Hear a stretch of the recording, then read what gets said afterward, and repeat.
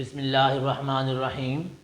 Dear students, chemistry class 10th chapter 11 में आज हम डिस्कस करेंगे करैक्टरिस्टिक्स ऑफ ऑर्गेनिक कंपाउंड कि ऑर्गेनिक कंपाउंड के कौन कौन से मखसूस खसूसियात हैं। तो सबसे पहले जो खसूसियत है इसके अंदर हम डिस्कस करने जा रहे हैं ओरिजिन कि जो ऑर्गेनिक कंपाउंड्स हैं ये हासिल कहाँ से होते हैं, इनका ओरिजिन कहाँ से होता है, ये कहाँ से मिलते हैं, ये कहाँ वकू पजीर होते हैं। तो जितने भी नेचुरली अक्रिंग ऑर्गेनिक कंपाउंड्स हैं इनका सोर्स जो है वो प्लांट्स और एनिमल्स है। जो नेचुरली अक्रिंग ऑर्गेनिक कंपाउंड्स हैं इनका सोर्स प्लांट्स और एनिमल्स हैं। इसके अलावा जो इनऑर्गेनिक कंपाउंड्स हैं इनका सोर्स जो है वो मिनरल्स हैं और रॉक्स हैं। दूसरे नंबर के ऊपर जो इसकी प्रॉपर्टी आ जाती है वो है कंपोजिशन। अगर हम कंपोजिशन देखें तो ऑर्गेनिक कंपाउंड के अंदर कार्बन जो है इसका होना लाजमी है। ये मेन कॉन्स्टिट्यूएंट है, मेन कंपोनेंट है किसी भी ऑर्गेनिक कंपाउंड का। इसके अलावा कार्बन के साथ हाइड्रोजन, नाइट्रोजन, ऑक्सीजन, सल्फर ये भी मौजूद हो सकते हैं, लेकिन कार्बन का होना जो है वो लाजमी है। जबकि जो इनऑर्गेनिक कंपाउंड्स हैं उनके अंदर जो टोटल पीरियोडिक टेबल में 118 एलिमेंट हैं उनमें से एक कार्बन को निकाल दें, बाकी जितने भी एलिमेंट्स हैं वो सब के सब जो है वो इनऑर्गेनिक कंपाउंड्स में मौजूद होते हैं, वो इनऑर्गेनिक कंपाउंड बनाते हैं। ऑर्गेनिक कंपाउंड के लिए कार्बन लाजमी है, कार्बन ना हो तो वो ऑर्गेनिक कंपाउंड नहीं। लेकिन इनऑर्गेनिक में कोई ऐसी कंबस्शन नहीं है, सारे 117 एलिमेंट में से कोई सा भी एलिमेंट हो तो वो इनऑर्गेनिक कंपाउंड बना सकता है। नेक्स्ट हम जो थर्ड प्रॉपर्टी है वो है कोवेलेंट लिंकेज। अब जो ऑर्गेनिक कंपाउंड है, कंपाउंड कैसे बनता है, जब दो या दो से ज़्यादा एलिमेंट केमिकली कंबाइन हो। तो एलिमेंट मीन एटम, जब दो एटम जो हैं वो आपस में कंबाइन होते हैं तो उसके लिए एक बॉन्ड की ज़रूरत पड़ती है। अब ये बॉन्ड किस नेचर का होता है, तो जो कोवेलेंट कंपाउंड्स हैं इनके दरमियान, इनके एटम्स के दरमियान जो बॉन्ड है वो कोवेलेंट होता है, इसलिए इसे कहते हैं कोवेलेंट लिंकेज। जबकि जो इनऑर्गेनिक कंपाउंड्स हैं इनके अंदर आयोनिक बॉन्ड जो है वो मौजूद होता है। नेक्स्ट जो हमारी प्रॉपर्टी है वो आ जाती है सॉल्युबिलिटी। सॉल्युबिलिटी मीन डिज़ोल्व होने की सलाहियत। कोई चीज़ किसी चीज़ के अंदर कितनी डिज़ोल्व हो सकती है, कितनी हल हो सकती है, इसको हम कहते हैं सॉल्युबिलिटी।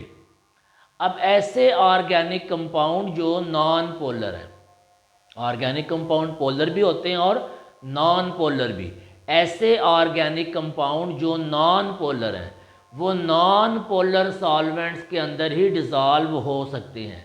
वो नॉन पोलर सॉल्वेंट्स कौन से हैं, अल्कोहल, ईथर, बेंजीन। तो जो नॉन पोलर कोवेलेंट कंपाउंड्स हैं वो नॉन पोलर सॉल्वेंट्स के अंदर ही डिज़ोल्व होते हैं। जबकि जो इनऑर्गेनिक कंपाउंड्स हैं क्योंकि उनमें आयनिक बॉन्ड होता है इसलिए वो वाटर के अंदर, वाटर एक पोलर कंपाउंड है, उसके अंदर डिज़ोल्व हो सकते हैं। आयनिक कंपाउंड पोलर सॉल्वेंट में डिज़ोल्व होते हैं, जबकि ऐसे ऑर्गेनिक कंपाउंड जो नॉन पोलर लिंकेज रखते हैं वो नॉन पोलर सॉल्वेंट्स में डिज़ोल्व होते हैं। नेक्स्ट प्रॉपर्टी आ जाती है इलेक्ट्रिकल कंडक्टिविटी, करंट का पास होना। करंट पास होने के लिए फ्री इलेक्ट्रॉन का होना ज़रूरी है या आयंस का होना ज़रूरी है। तो कोवेलेंट लिंकेज, कोवेलेंट आयनिक जो ऑर्गेनिक कंपाउंड है इनमें कोवेलेंट लिंकेज है, इनमें कोवेलेंट बॉन्ड है, इनमें जो इलेक्ट्रॉन है उन्होंने आपस में शेयरिंग की हुई है, तो वहाँ पे कोई फ्री इलेक्ट्रॉन या फ्री आयन नहीं है, इसलिए वो पुअर कंडक्टर होते हैं इलेक्ट्रिसिटी के। जबकि आयनिक कंपाउंड, जबकि जो इनऑर्गेनिक है उनमें आयनिक बॉन्ड होता है और आयनिक बॉन्ड में आयन्स मौजूद होते हैं और इसकी वजह से वो गुड कंडक्टर होते हैं इलेक्ट्रिसिटी के। नेक्स्ट प्रॉपर्टी आ जाती है मेल्टिंग एंड बॉइलिंग पॉइंट्स। जो मेल्टिंग और बॉइलिंग पॉइंट हैं ऑर्गेनिक कंपाउंड्स के, वो भी लो होते हैं। उसकी वजह क्या है कि ऑर्गेनिक कंपाउंड में कोवलेंट लिंकेज है, और कोवलेंट लिंकेज जो है ये एक वीक कोवलेंट फोर्स होती है। इनऑर्गेनिक कंपाउंड में आयनिक बॉन्ड होता है, आयनिक बॉन्ड में स्ट्रॉन्ग इलेक्ट्रोस्टैटिक फोर्स होती है। तो ये बात याद रहे कि मेल्टिंग पॉइंट और बॉइलिंग पॉइंट का ताल्लुक फोर्स ऑफ अट्रैक्शन के साथ है, क्योंकि मेल्ट का मतलब सॉलिड से लिक्विड बनाना, सॉलिड स्टेट से लिक्विड स्टेट में जाना। तो सॉलिड स्टेट से लिक्विड स्टेट में जाने के लिए मॉलिक्यूल्स के दरमियान जो फोर्स ऑफ अट्रैक्शन है उसे ख़त्म करना पड़ेगा। तो जितनी फोर्स स्ट्रांग होगी उतनी ज़्यादा हीट देनी पड़ेगी, उतना मेल्टिंग पॉइंट हाई होता जाएगा। और बॉइलिंग पॉइंट भी ऐसे ही है कि लिक्विड स्टेट से गैस स्टेट के अंदर लेकर जाना। तो वहाँ पर भी मॉलिक्यूल्स के दरमियान जो अट्रैक्टिव फोर्स है उसको ब्रेक करना पड़ेगा। तो अगर स्ट्रांग फोर्स होगी तो ज़्यादा हीट देनी पड़ेगी। तो कोवलेंट लिंकेज में क्योंकि वीक फोर्स होती है इसलिए इनके मेल्टिंग बॉइलिंग पॉइंट लो होते हैं, जबकि जो इनऑर्गेनिक कंपाउंड है उनमें आयनिक बॉन्ड होता है, strong electrostatic force of attraction होती है, इसलिए उनके मेल्टिंग और बॉइलिंग पॉइंट्स हाई होते हैं। नेक्स्ट प्रॉपर्टी आ जाती है स्टेबिलिटी। ऑर्गेनिक कंपाउंड जिनके मेल्टिंग और बॉइलिंग पॉइंट्स जो हैं वो लो होते हैं, वो लेस स्टेबल होते हैं देन इनऑर्गेनिक कंपाउंड्स। मेल्टिंग और बॉइलिंग पॉइंट तो भी लो होते हैं और साथ इनकी स्टेबिलिटी भी नहीं है, लेस स्टेबल होते हैं। इनऑर्गेनिक कंपाउंड जो हैं वो ज़्यादा स्टेबल है। कंबस्टिबिलिटी, जलना, ऑर्गेनिक कंपाउंड में कार्बन मौजूद होता है तो डिपेंड कर रहा है कार्बन की परसेंटेज कितनी, इतनी हाई परसेंटेज होगी कार्बन की उतनी कंबस्टिबिलिटी भी ज़्यादा होगी। इनऑर्गेनिक कंपाउंड जो हैं वो नॉन कंबस्टिबल होते हैं।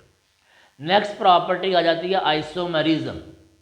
आइसोमरिज्म जो है ये ऑर्गेनिक कंपाउंड की प्रॉपर्टी है। इनऑर्गेनिक कंपाउंड के अंदर आइसोमरिज्म नहीं होता। आइसोमरिज्म मीन कि ये ऐसे कंपाउंड्स जिनका मॉलिक्यूलर फार्मूला सेम हो लेकिन उनके जो स्ट्रक्चरल अरेंजमेंट है, जो स्ट्रक्चर्स हैं वो एक से ज़्यादा बन सकते हों।